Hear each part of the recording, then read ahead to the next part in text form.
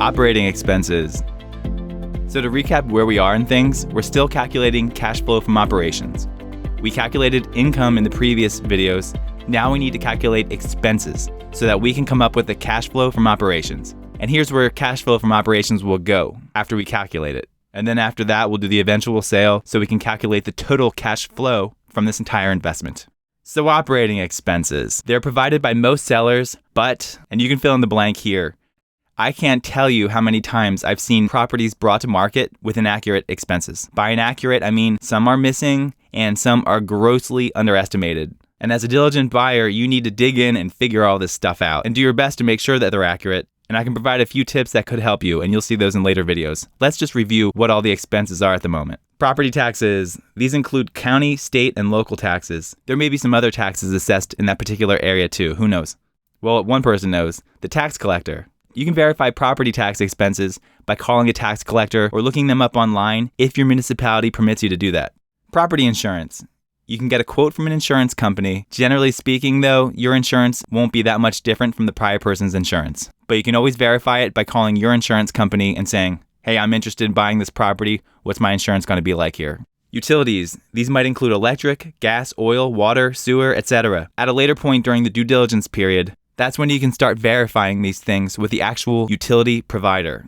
Property management. This is an optional expense paid by those that don't want to manage their own property. Unlike other expenses, this one is usually charged as a percent of effective rent. Maybe it's 6%, maybe it's 10%. Generally speaking, the smaller the property, the higher the property management expense. Call a local property manager, find out what their fee is, find out how they charge their clients, and incorporate that into your analysis. If you plan on managing the property yourself, I would still suggest valuing the property as if you were going to have a property manager. After all, you're going to be doing more work there, and your work should not be free. And if you exclude this expense, you may end up paying more for the property because your income will look higher. Administrative expenses. These costs include items like accounting, legal, postage, telecommunications, office supplies, travel, and the like. Marketing expenses are costs associated with advertising available units. You might have these or you might not.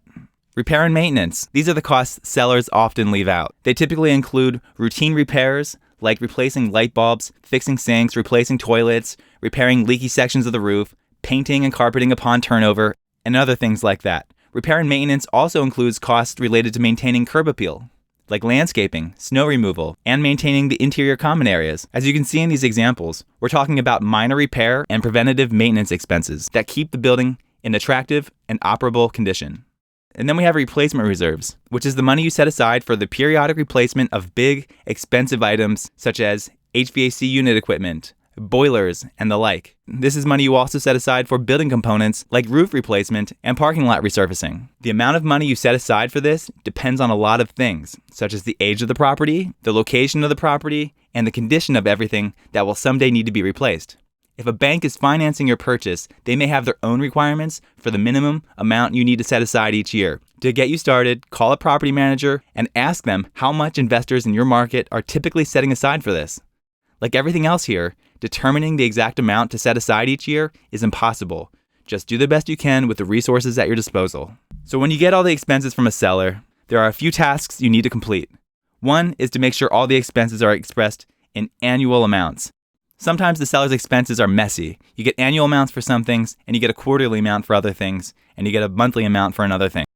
Just multiply that monthly amount times 12 to get your annual amount, or multiply that quarterly amount times 4 to get the annual amount. If it's already annual, leave it. The second step is to calculate the annual amounts per unit. For each expense, you take the total expense amount per year and divide it by the number of units at the property.